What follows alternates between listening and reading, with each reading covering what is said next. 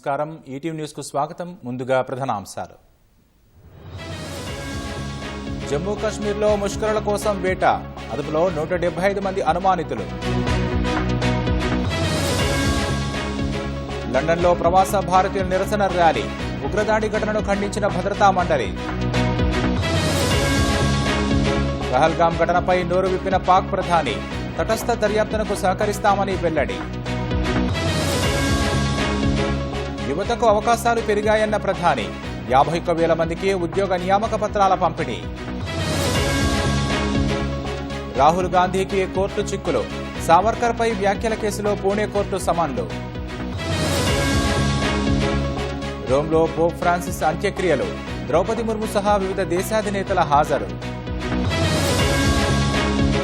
Iran పోర్టులో భారీ పేలుడు, 5 మృతి, 700 మందికి గాయాలు.